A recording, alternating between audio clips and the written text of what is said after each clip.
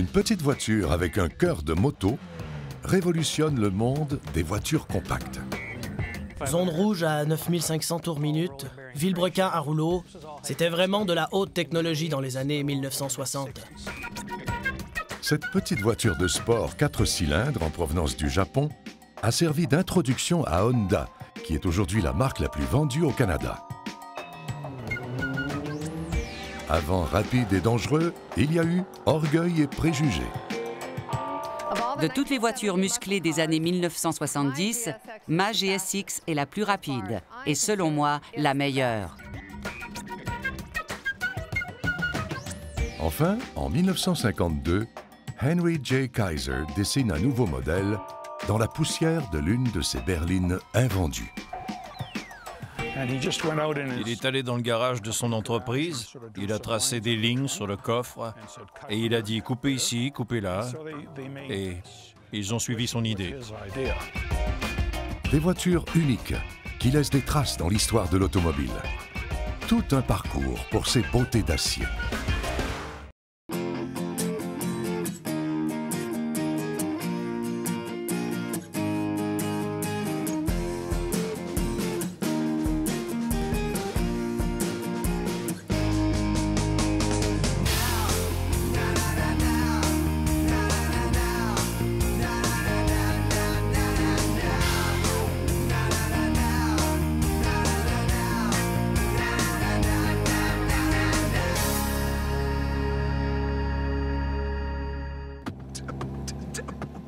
Voilà près de 30 ans que Colin Kennedy est tombé amoureux.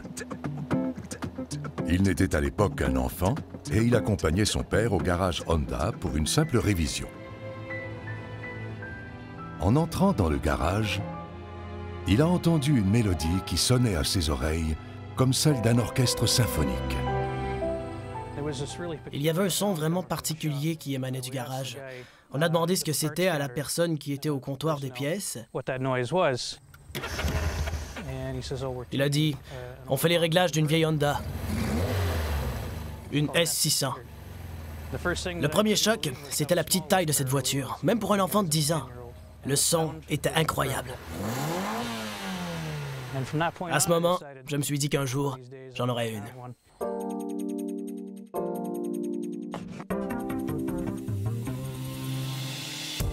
Cette Honda possède un moteur montant rapidement en puissance, ce qui séduit immédiatement le jeune Colin. Le vilebrequin en roulement en rouleau, c'était de la haute technologie. Même les Porsche de l'époque n'étaient pas aussi évolués.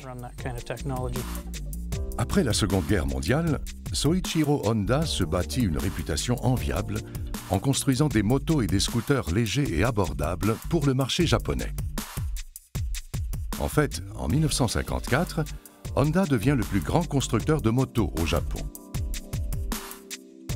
En 1962, il jette son dévolu sur le marché automobile japonais en lançant sa première voiture, la S500, au Salon de l'automobile de Tokyo. Un an plus tard, Honda lance la S600, qui devient la première voiture grand public de la marque.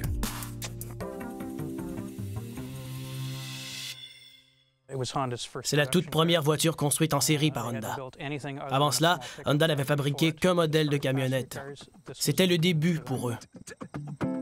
Toutefois, convaincre les Nord-Américains d'acheter ces petites voitures ne s'avère guère facile. Au début des années 1960, il n'y a pas de concessionnaire Honda au Canada. Honda doit donc compter sur ses concessionnaires de motos bien établis pour convertir les motocyclistes à ces voitures. Si la S600 ne se taille qu'une toute petite part du marché canadien, l'amour de Colin ne faiblit pas.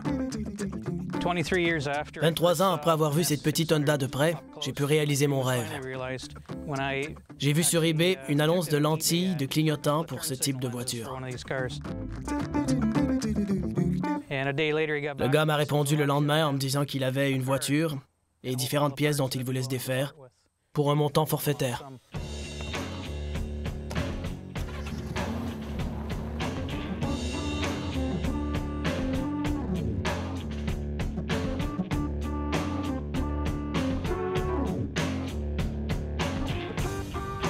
« 23 ans après avoir vu cette petite Honda à grosse voix dans un atelier de réparation, Colin Kennedy acquiert enfin sa propre S600. La restauration complète de cette S600 aura nécessité presque 3 ans et coûté 20 000 $. En 1965, avec ce montant, il aurait pu acheter une dizaine de S600 toutes neuves. Mais pour Colin, ce n'est pas l'argent qui compte, c'est ceci. Vous voulez savoir ce qui m'a plu il y a 28 ans? Écoutez ça.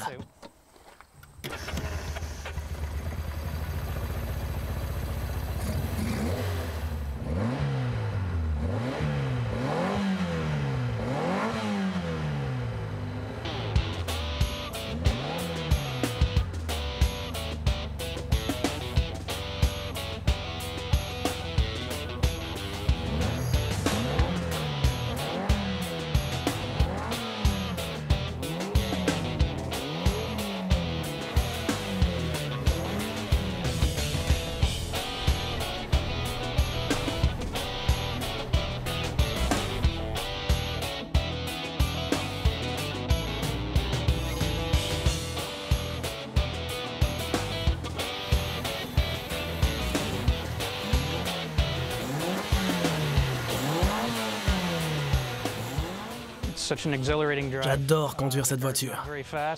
Elle n'est pas très rapide pour les normes actuelles, mais elle produit un son très exotique quand on monte les rapports. Ce qu'il faut faire pour suivre la circulation. Quand on frise les 10 000 tours minute, on a l'impression d'être un pilote de Formule 1, même sans dépasser les limites de vitesse. Entre 1964 et 1966, Honda a construit 11 284 S600. Elles étaient toutes alimentées par le petit moteur 606 cm3 4 cylindres qui relève davantage du moteur de moto que du moteur de voiture. Parmi les éléments de stylisme intéressants, on peut citer la bordure d'aile en inox. Elle a 2 fonctions. C'est décoratif et ça permet de dissimuler les joints de soudure entre l'aile et l'aile interne. La visière qui se trouve au-dessus du pare-brise est d'origine. C'est censé réduire l'effet du vent quand la voiture est décapotée. Quand on replie la capote, on peut la ranger dans un petit compartiment à l'arrière des sièges. Cette voiture a des appuis-têtes et des accoudoirs en option. C'était des options rares à l'époque, et elles le sont encore plus aujourd'hui. Le tableau de bord est épuré, le contact se trouve à gauche, comme sur les voitures de course de l'époque. L'indicateur de vitesse, le compte-tours avec une zone rouge à 9500 tours minute, la jauge de température, l'ampère-mètre et la jauge de carburant. Il n'y a pas de manomètre à l'huile puisque le vilebrequin à roulement à rouleau génère très peu de pression. Bien qu'il n'y ait eu que 700 petites Honda vendues au Canada dans les années 1960, cela a permis au constructeur japonais de faire sa place et de s'infiltrer dans le marché automobile canadien. Sans cette voiture, Honda ne se serait peut-être pas lancé dans la construction automobile comme elle l'a fait. Avec cette voiture qui lui a permis de pénétrer le marché canadien, Honda est devenue ce qu'elle est aujourd'hui, à savoir la marque la plus vendue au Canada depuis plus de 10 ans.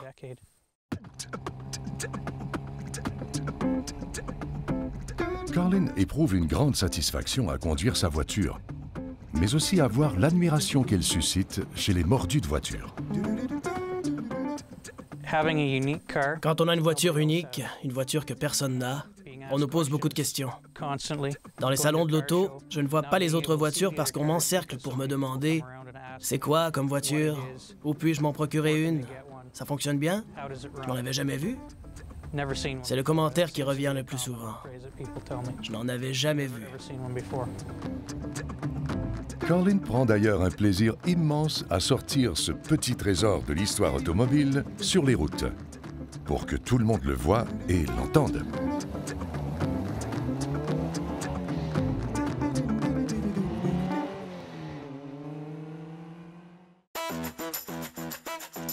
La S600 est certes plutôt excentrique, mais nul ne s'est plaint d'un excès de puissance.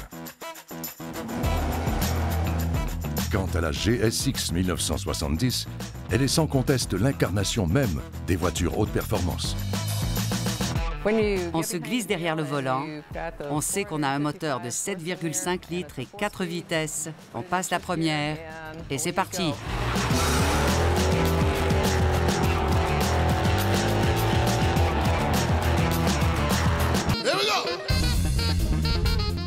En 1970, l'essence coûte environ 10 cents le litre. Les moteurs V8 sont légion. Et bien que personne ne le sache, les constructeurs automobiles foncent vers la fin d'une époque. Les voitures musclées et les pony cars vont bientôt disparaître en raison des nouveaux règlements sur les émissions et d'un embargo pétrolier qui prend tout le monde par surprise. Mais au début des années 1970, les V8 à gros blocs moteurs, toujours plus puissants, ont encore une belle année de gloire devant eux. Cette voiture, la Buick GSX 1970, est une véritable bombe.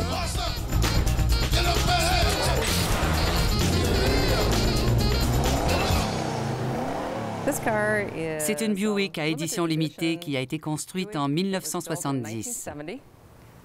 Elle existait en jaune Saturne et en blanc Apollo. Et on a eu la chance de trouver une survivante jaune. Le terme survivante désigne une voiture entièrement d'origine. Toutes les pièces ont encore leur numéro de série. Elle n'a jamais été restaurée ou repeinte, juste réparée et entretenue avec amour. Elle a plus de 160 000 km au compteur et n'a pas subi de réparation majeure. On est très content d'avoir pu l'obtenir. Le modèle avec la boîte de 4 vitesses et le moteur 7,5 litres est en édition limitée. C'est même le plus rare. En édition très limitée même. Buick n'a construit que 199 GSX avec une boîte à 4 vitesses et un moteur 455.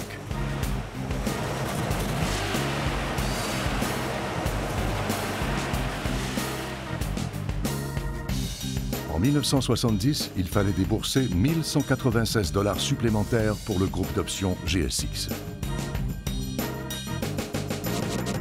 Ce qui comprenait des pneus plus larges, une suspension améliorée, des rainures noires, des ailerons avant et arrière et un compte-tours monté sur le capot.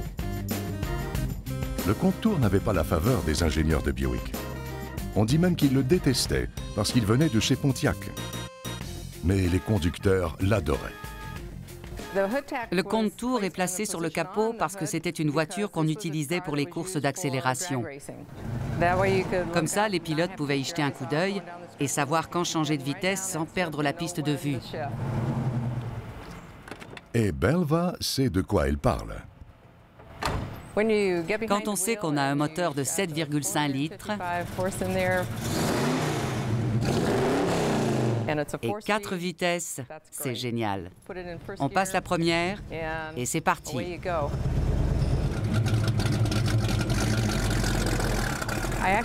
J'ai appris à conduire en manuel sur une Buick à 4 vitesses. Elle a tellement de couple et de puissance que j'arrivais à démarrer en première, en seconde ou en troisième.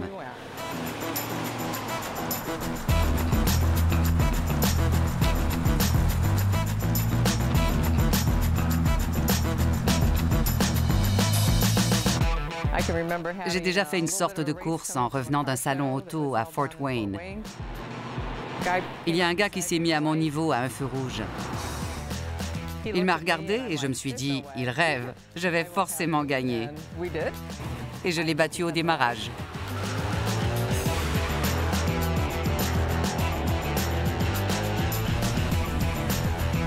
La GSX est sans doute la voiture musclée la plus puissante de tous les temps. Non pas parce que le moteur est énorme, mais parce que la voiture est assez petite. La General Motors avait décidé de lever l'interdiction qu'elle s'était imposée d'équiper de moteurs puissants des voitures de taille moyenne.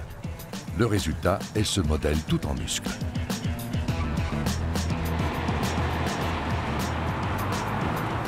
En 1970, le magazine Motor Trend l'a déclarée la voiture la plus rapide de l'époque. Le slogan de Buick disait « Encore une voiture de Buick qui allume ta flamme ».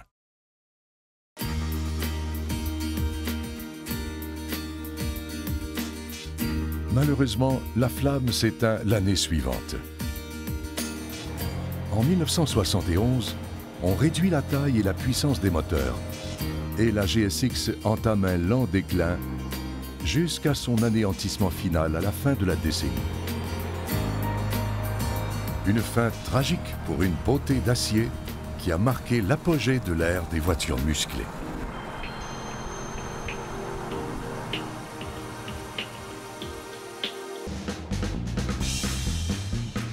Ron Good avait 8 ans quand il a vu la voiture de ses rêves pour la première fois. Il s'agit d'une Kaiser Traveller 1951, 4 portes. Il a décidé dès lors que la Kaiser était la voiture la plus extraordinaire qu'il avait vue. J'ai grandi dans le nord de l'Ontario, où ce genre de voiture était très rare, un point c'est tout. Mais l'époux d'une enseignante de mon école en avait une. Elle était toute neuve, c'était en 1951. Il venait chercher sa femme en fin de journée. Je trouvais cette voiture très belle et je n'ai jamais cessé de le penser. Beaucoup considèrent Henry J. Kaiser comme un cow-boy industriel. On dit de lui qu'il n'avait aucune limite. À la fin des années 1940, il possédait et dirigeait une petite entreprise de construction automobile qui portait son nom.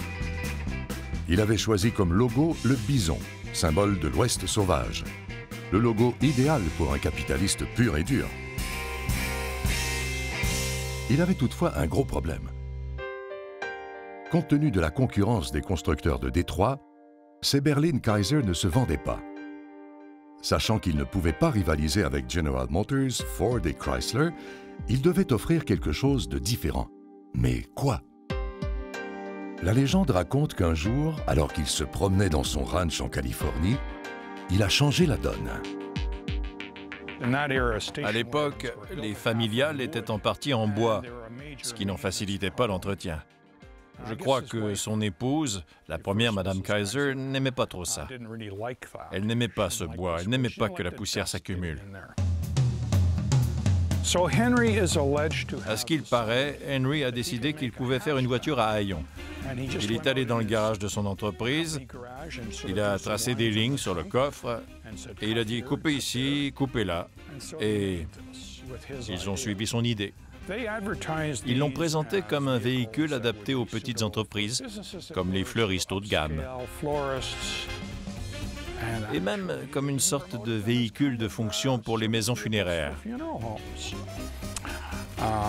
Je suppose qu'on pouvait arriver discrètement avec sa petite Traveller et partir avec Feu Monsieur X à l'arrière sans que personne n'y trouve à redire. Je ne sais pas si c'était vraiment pratique, mais Kaiser avait des idées farfelues.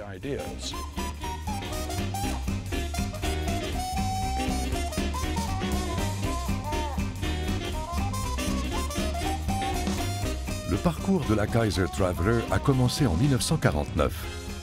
Comme le VUS actuel, cette berline familiale pouvait être convertie en véhicule utilitaire en 1 minute.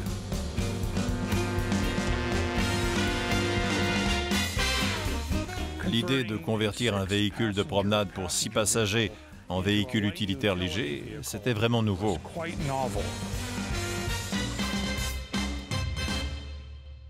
La Kaiser Traveller ne se résume toutefois pas à des sièges qui se rabattent. Un membre de la royauté automobile y a laissé sa marque. Un styliste légendaire qui a œuvré pour Packard et Rolls-Royce. Le petit insigne Darren Styled fait référence au styliste de la carrosserie, Howard Darren.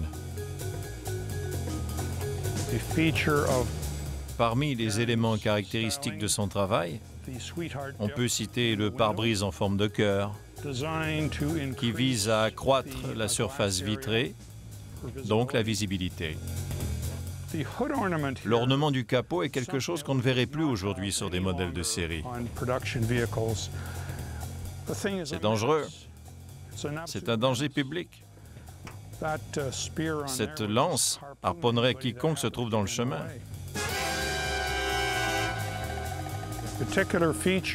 L'une des particularités de la Kaiser Traveler est ce porte-plaque. Il est conçu pour rester en position verticale quand on ouvre le haillon.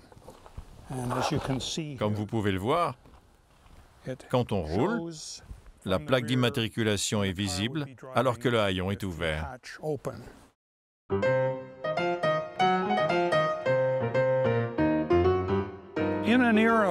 À l'époque, les voitures avaient encore des ailes séparées.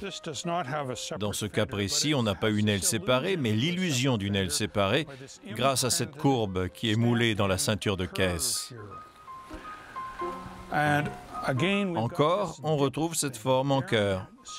Darren aimait répéter ce motif sur la plupart de ses véhicules.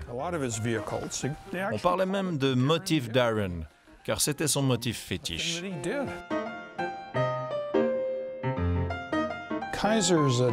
Le tableau de bord des modèles Kaiser de 1951-1952 et jusqu'à la fin de la production ciblait vraiment la sécurité. Toute la partie supérieure est matelassée. L'emplacement de ces boutons de commande est stratégique. L'idée est qu'ils n'empalent pas le conducteur en cas d'accident. La grille du haut-parleur est anormalement lourde. C'est un métal fondu quelconque. Je ne comprends pas très bien pourquoi Kaiser a utilisé un tel matériau, d'ailleurs.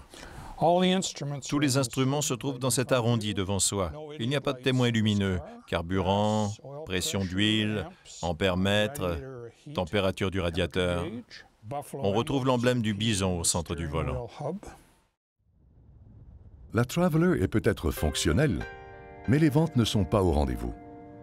À l'inverse, les ventes de Ford, Chrysler et Chevrolet sont excellentes. On redoute même que les Travelers qui attendent chez les concessionnaires ne présagent un échec pour Kaiser. C'est pourquoi, en 1955, les Travelers font un petit voyage. Kaiser déplace toute la production en Argentine. On n'a pas construit de Traveler en Argentine, mais on y a produit ce type de carrosserie de 1958 à 1962.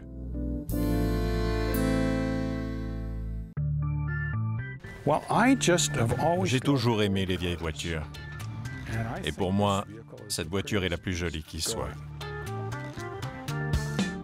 Ron est vraiment épris de sa Kaiser Traveler 1951. D'ailleurs, il n'a pas l'intention de se séparer un jour de sa voiture bien-aimée. Je me demande s'il est possible commentaire dedans.